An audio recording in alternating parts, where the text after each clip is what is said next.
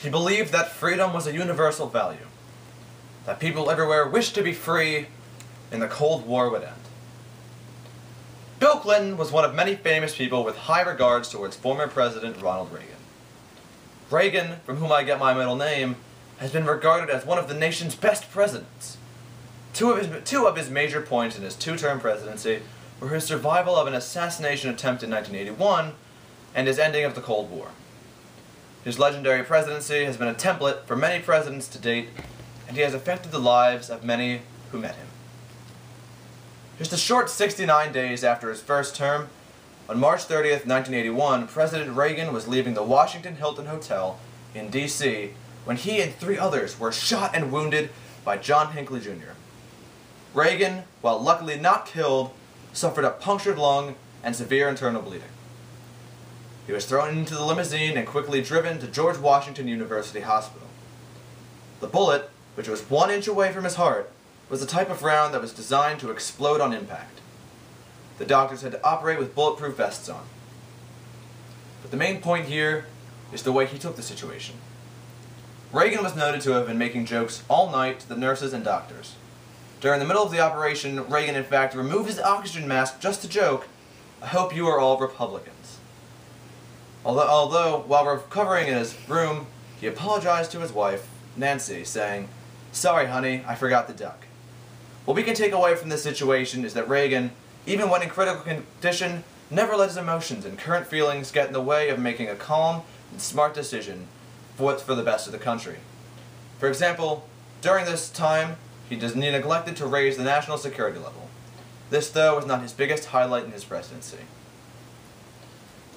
During his time as president, the nation was in the Cold War with the Soviet Union. The people of the U.S. were in a state of worry due to the USSR's military advances and encroachment of the level of superiority that the U.S. military was at. But Reagan would not stand for the rise and spread of communism. He made his personal mission the achievement of a world without any nuclear weapons. He said that these weapons were completely irrational, inhumane, and were good only for killing. He started a series of meetings between General Secretary Mikhail Gorbachev of the USSR. The general message to Gorbachev was that they needed to increase democracy and freedom of speech in the Soviet Union, therefore coming to a closer end of communism. The most famous point of his career in the Cold War happened at the Berlin Wall on June 12, 1987. He challenged Gorbachev directly, saying, "General Secretary Gorbachev, if you seek peace, if you seek prosperity for the Soviet Union and Eastern Europe, if you seek liberalization, come here to this gate. Mr. Gorbachev, open this gate. Mr. Gorbachev, tear down this wall." This prompted the 2 men to sign international treaties, greatly reducing the amount of weapons, and upon Mr. Gorbachev's request, Reagan went through the country giving speeches on the pros and cons of democracy and communism.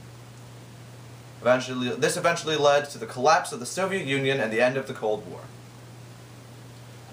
All in all, we have taken a look at the successful presidency of Ronald Reagan.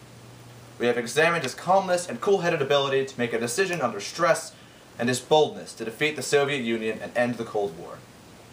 As someone who is proud to have been named after this great man, I can say I look up to his leadership. As Bill Clinton expertly stated, it is believed that he thought freedom was a universal value, that people everywhere wished to be free, and that he would end the Cold War.